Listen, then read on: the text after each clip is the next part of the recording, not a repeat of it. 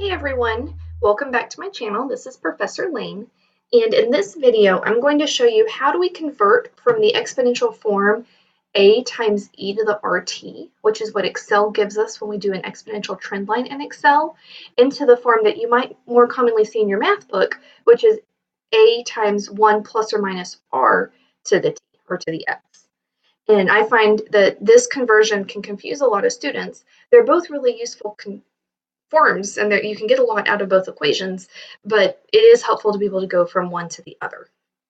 So the key with doing this conversion is to recognize that e, the number e, is just a number. It's the number like 2.71828.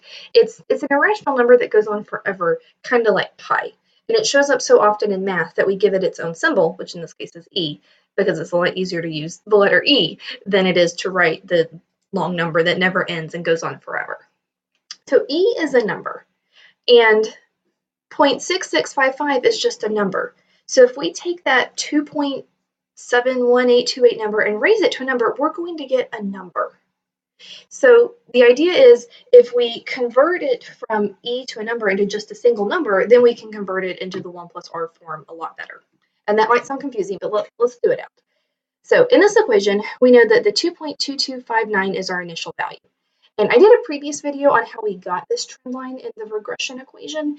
You might want to go back and look at that. But in this example, we're pretending that this is a model showing the number of people at a school that know a juicy piece of gossip.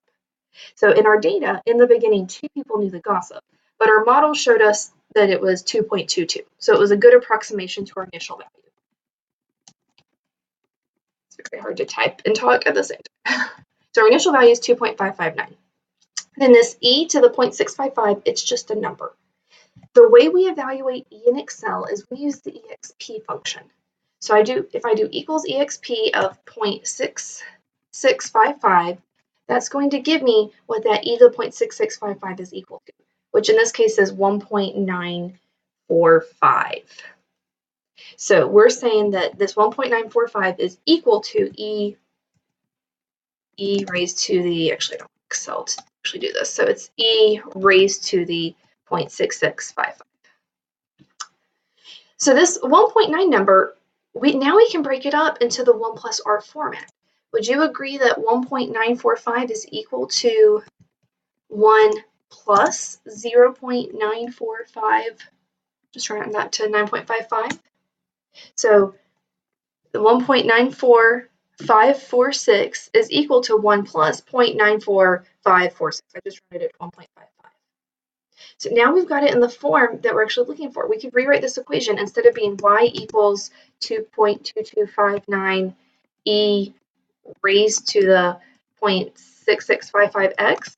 We can now rewrite it to be y equals 2.2259 because that initial value is exactly the same. It's not changing, times 1 plus 0.9455 to the x. So by evaluating e to the 0.6655, that gave us the 1.9455 number, which we just broke apart. And so this tells us that our initial value is still 2.2259, but now we have a growth rate that's equal to 0.9455, which is the same thing as 94.55%. So this gossip, it's almost doubling every day in the school for how many students know it. So what I like about the 1 plus or minus r form is it tells you the exact percent change we have on a daily basis. In this case, it is the 94.55% more people know the gossip than the day before.